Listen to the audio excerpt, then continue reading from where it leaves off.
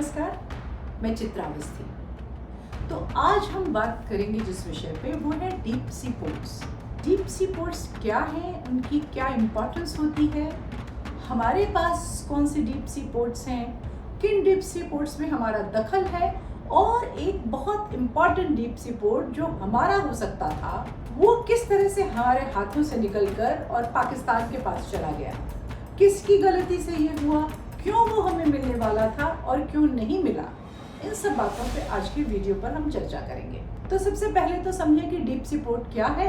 तो आप नाम से ही समझ गए होंगे, डीप सी पोर्ट्स वो हैं जो कि समुद्र के किनारे ऐसी जगह पर हैं जहाँ पर बहुत ज़्यादा गहराई होती है समुद्र की, और वहाँ पर बड़े बड़े कंटेनर्स और बड़े बड़े जंगी जहाज़ जो है आ सकते हैं। जंगी जहाज मतलब जो मिलिट्री में काम आते हैं वो जहाज। ये तो है। अब इनकी इम्पोर्टेंस क्या है? इनकी इम्पोर्टेंस ये होती है कि पहली बात तो जिस चीज़ को आप समुद्र के अंदर से आपकी पहुंच बहुत बढ़ जाती है, जो है मिलिट्री के तौर पर आपको उस इलाके पे थोड़ी आपका दबदबा होता है, बशर्ते कि आपकी नौसेना अच्छी हो। दूसरा, व्यापार करने में बहुत आसानी होती है, उसके लिए भी बहुत अच्छा होता है, इकोनॉमिकल ग्रोथ बहुत अच्छी होती है। तो हम लोग भाग्यशाली हैं कि हमारा देश पूरी चारों ओर से लैंडलॉक्ड नहीं है, तीन तरफ हमारे समुद्र है, और हमारे पास इस समय जो फंक्शनल डीप सी पोर्ट्स हैं वो 9 है। एक तो देखिए, पहला है Jawaharlal Nehru deep sea port Mumbai में, दूसरा मुंबई पोर्ट है, उसके बाद फिर कांडला पोर्ट गुजरात कांडला में है, Visakhapatnam port, Chennai port, Kochi port, Mangalore, Paradip और टुटिकोरिन। ये 9 हमारे पास हैं। इसके अलावा हमने कम से कम 4-5 ऐसे इंटरनेशनल पोर्ट्स हैं जिनमें हमने ऐसी स्ट्रेटेजिक पार्टनरशिप कर ली है कि वहाँ से हमारा काम निकले या न निकले, लेकिन हमारा कोई दुश्मन वहाँ बैठकर हमको कोई नुकसान पहुँचाने के लिए निश्चिंत होकर काम ना कर पाए। तो हम लोग सबसे पहले बात करेंगे हाइफा पोर्ट की। हाइफा पोर्ट इजराइल के हाइफा नाम के शहर के पास बसा हुआ है, और हाइफा पोर्ट को कुछ शायद 2019 में या कभी अडानी ने वहाँ पर उस पोर्ट को मेंटेनेंस करने का कॉन्ट्रैक्ट लिया था।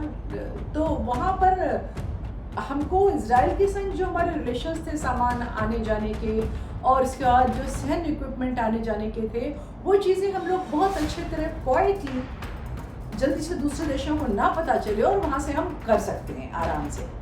इसके अलावा फिर हमारा जो था Hambantota deep sea port Lanka में है, और चाइना ने उसको डेवलप किया था जब लंका और चाइना के संबंध बहुत अच्छे थे और 99 साल की लीज ली थी।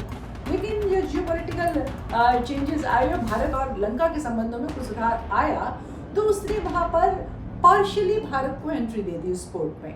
वो पार्शियली ऐसे दी कि वहाँ उनका जो काम है उसका ऑडिट टाइप का जो करना होता है ना, कि काम ठीक हो रहा है कि नहीं, उसको देखने के लिए उसने भारत को वहाँ एंट्री दे दी। अदरवाइज उसकी मेंटेनेंस की 99 ईयर्स की लीज जो थी वो लंका के पास थी। अगर भारत वहाँ पर नहीं घुसता तो लंका उस पूरे एरिया में जिसका समुद्र में दबदबा हो जाता, हमारे जो कंटेनर शिप्स और वो वहाँ से निकलते हैं उनका रास्ता वो रोकता। सबसे बड़ी बात है कि लंका और भारत में इतना कम अंतर है कि वो लगभग आधे हिंदुस्तान की जासूसी वहाँ से बैठे करता रहता, इसलिए भारत वहाँ जाकर घुसा। इसके बाद फिर डेक्कन पोर्ट है ओमान में, वहाँ पर हमारी उनके साथ स्ट्रेटेजिक पार्टनरशिप है, मतलब कि हम उनके लिए वहाँ कुछ सर्विसेज देते हैं, बदले में हमारी जो नौसेना है नेवी उसको ज़रूरत पड़ने पर इस्तेमाल कर लेती है। इसके बाद सितवे पोर्ट है, सितवे पोर्ट म्यांमार में है, वहाँ हमने बहुत इन्वेस्टमेंट किया था डेवलप करने में, बीच में उसमें चीज़ें गड़बड़ाई थी, लेकिन अब फिर से धीरे पे पटरी पर आ रही हैं और भारत का वहाँ पर थोड़ा दखल हो रहा है। इसके बाद चाहबार पोर्ट है, चाहबार पोर्ट ईरान में है। ईरान के हमारे संबंध ज़रूरत भर के अच्छे हैं। चाहबार पोर्ट जो है वो हमारे लिए एक तरीके से जो सेंट्रल एशिया और यूरोप के लिए गेटवे का काम करता है, और उसकी वजह से हमको बिना पाकिस्तान से हुए जो व्यापारिक संबंध है वो सेंट्रल एशिया से और वहाँ से हम बना सकते हैं, यूरोप से और अपना सामान लाना ले जाना कर सकते हैं। ये तो कहानी हुई जिन पोर्ट्स पे हमारी आज के समय दखल है और जो पोर्ट्स हमारे अपने हैं। अब एक बहुत इंपॉर्टेंट पोर्ट का नाम आपने सुना होगा, ग्वादर पोर्ट। पाकिस्तान के पास 3 पोर्ट्स हैं जिनमें एक कराची और एक ग्वादर भी है। ग्वादर पोर्ट जो है वो बहुत इंपॉर्टेंट है, चाइना के रोड एंड बेल्ट का भी हिस्सा है। वहाँ चाइना की प्रेजेंस, हमारे काम आए ना आए, पाकिस्तान के काम आए ना आए, हमारा नुकसान करने के लिए बहुत है। अब इतना इम्पोर्टेंट उसका जो है लोकेशन है, इतना इम्पोर्टेंट, और वो मतलब बहुत शानदार पोर्ट है, वो हमारे हाथ में आया क्यों नहीं, और पाकिस्तान के पास वो तो था नहीं, गया कैसे। तो इसकी कहानी शुरू होती है 47 से, कि जब बलूचिस्तान, भारत और पाकिस्तान तीनों देश बने थे, और जिस तर्ज पर जिन्ना ने कश्मीर पर हमला कराया था, वैसे ही उन्होंने बलूचिस्तान पे हमला करके उसको अपने साथ मिला लिया। इसके बाद क्या हुआ कि जो इसका परिणाम ये हुआ कि जो ग्वादर पोर्ट था वो ज्योग्राफिकली पाकिस्तान का हिस्सा बना।